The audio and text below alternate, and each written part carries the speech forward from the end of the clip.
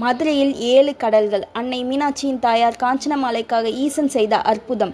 மீனாட்சி சுந்தரேஸ்வரர் திருக்கல்யாண வரலாறு பாகம் 8. அனைவருக்கும் வணக்கம். நான் உங்கள் கௌசல்யா அண்ணாமலை. ஈசனின் இந்த திருவிளையாடலை இந்த பதிவில் காண்போம்.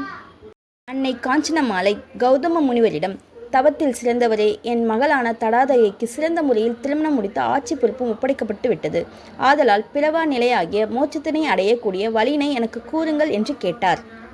அதற்கு கௌதம முனிவரும், காஞ்சனமாலையே, நீ செய்த தவத்தின் காரணமாக இறைவியை மகளாகவும் இறைவனையே மருமகனாகவும் பெற்றுள்ளாய்.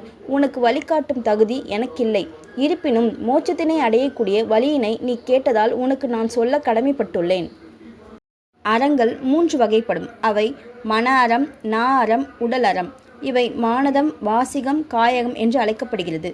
இந்த 3 அறங்கள் செய்வதன் வழியாக மோட்சத்தினை அடையலாம். முதல் வழி தர்ம சிந்தனை.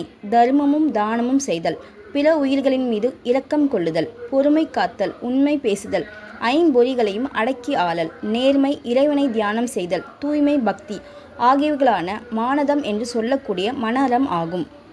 இரண்டாவது வழி மந்திரங்கள் உச்சரிப்பது, இறைவனின் துதிப்பாடல்களை பாடுதல், வேத நூல்களை படித்தல், மந்திரங்கள் சொல்லி யாகங்கள் செய்தல், திருக்கோவிலை வலம் வருதல், சுவைக்கு அடிமையாகாமல் இருப்பது, எவரையும் தூஷிக்காமல் இருதல் ஆகியவைகளான வாசிகம் என்னும் நா அறம் ஆகும்.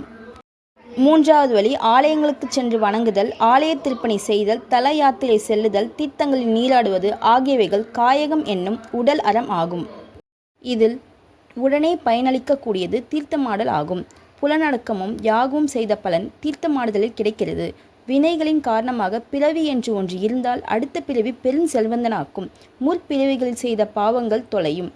அத்தனை தீர்த்தங்களில் நீராடுவது என்பது நடக்கக்கூடிய காரியமா? அதனால் எல்லா நதிகளும் கலக்கும் கடலில் நீராடுவது மிகவும் நல்லது என்று கௌதம முனிவர் கூறி சென்றார். கௌதம முனிவரின் வழிகாட்டுதலை ஏற்றுக்கொண்ட காஞ்சனமாலை கடலில் நீராட விருப்பம் கொண்டார். ஆதலால் தன்னுடைய விருப்பத்தை தன் மகளான தடாதகையிடம் கூறினார்.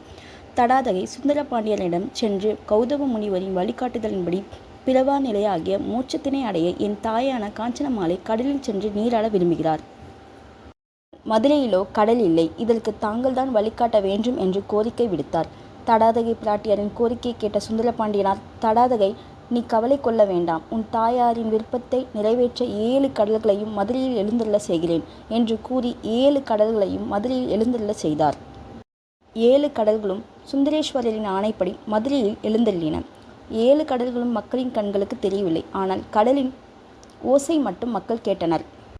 கண்ணுக்கு தெரியாத ஓசையை கேட்ட மதுரை மாநகர மக்கள் நடுங்கி சுந்தரேஸ்வரரிடம் சென்று அச்செய்தியை தெரிவித்தனர். சுந்தரேஸ்வரர் 7 கடல்களையும் மதுரை மீனாட்சி கோவிலின் கீழ்ப்புறத்தில் உள்ள ஒரு கிணற்றுக்குள் செல்ல ஆணையிட்டார். 7 கடல்களும் கிணற்றுக்குள் எழுந்தருளின. பின்னர் மக்கள் கடலின் ஓசையை கேட்கவில்லை. மதுரையில் 7 கடல்களும் எழுந்தருளியதன் விளைவாக மீனாட்சியம்மன் கோவில் கிழக்கு கோபுரத்திற்கு எதிரே உள்ள புது மண்டபத்திற்கு எதிரே உள்ளது விட்டவாசல் தெரு. விட்டவாசல் தெரு வழியில் இடது பக்கம் 7 கடல் பொய்கையையும் பார்க்கலாம். இந்த தெருவானது 7 கடல் தெரு என்று இன்றும் அழைக்கப்படுகிறது.